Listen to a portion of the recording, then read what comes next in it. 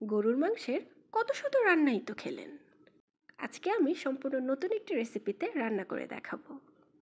So welcome to my cuisine creation. এখানে আমি একটি রসুন, কিছু কাঁচামরিচ এবং একটি পেঁয়াজ সিদ্ধ করে ম্যাশ করে নিয়েছি। এর মাঝেই কিন্তু আমি চুলোয় পানি গরম হতে দিয়ে এসেছি। গরম পানিতে দিয়ে দিয়েছি স্টার অ্যানিস, এলাচ, তেজপাতা, দারুচিনি, গোলমরিচ এবং লবঙ্গ। মশলাসহ পানিটাকে আরও কিছুক্ষণ ফুটিয়ে নিয়ে এর মধ্যে গরুর মাংসগুলোকে সিদ্ধ করে নিব। আমি চেষ্টা করেছি তেল চর্বি ছাড়া মাংস নেওয়ার জন্য এবং মাংসগুলোকে আমি একটু লম্বালম্বি কাট করে নিয়েছি। এবারে সামান্য লবণ এবং এক টুকরো লেবু চিপে দিয়ে আমি মাংসগুলোকে সেদ্ধ করে নিব।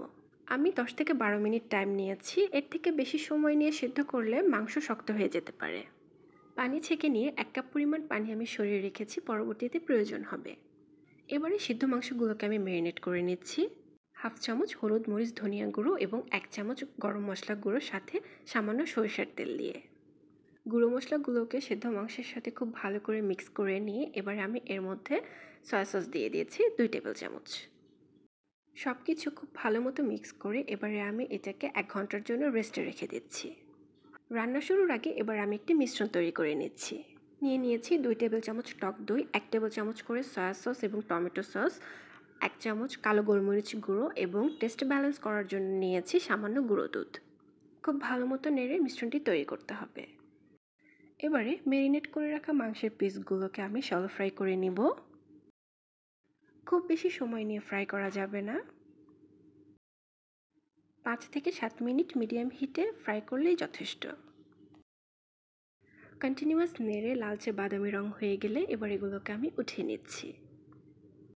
এই পর্যায়ে ওইগুলোকে দেখতে আমার খুবই লোভনীয় লাগছে। আমার বাসায় বাটার শেষ হয়ে গিয়েছে, আর বাইরে প্রচণ্ড বৃষ্টি থাকায় আমি বাটার আনতেও যেতে পারিনি। এজন্য আমি মাংস ভাজা তেলের মধ্যে 1 চামচ পরিমাণ ঘি এবং রসুন কুচি দিয়ে বাটারের স্মেলটা তৈরি করে নিয়েছি। পেঁয়াজ, রসুন, মরিচের যে ম্যাশটা তৈরি করেছিলাম এবং টক দইয়ের যে মিশ্রণ তৈরি করেছি সবগুলো তেলের মধ্যে দিয়ে খুব ভালো মতো কষিয়ে ভেজে রাখা মাংসের টুকরোগুলো দিয়ে দিচ্ছি। 1/2 চামচ আদা কুচি এবং একটি পেঁয়াজকে 4 টুকরো করে কোষগুলোকে ছাড়িয়ে নিয়ে মাংসের সাথে কিছুক্ষণ ভেজে নিয়েছি। এবারে মাংস সিদ্ধ করা যে 1 কাপ পানি রেখেছিলাম সেটা দিয়ে কিছুক্ষণ নাড়াচাড়া করে 1 টুকরো লেবুর রস দিয়ে দিচ্ছি।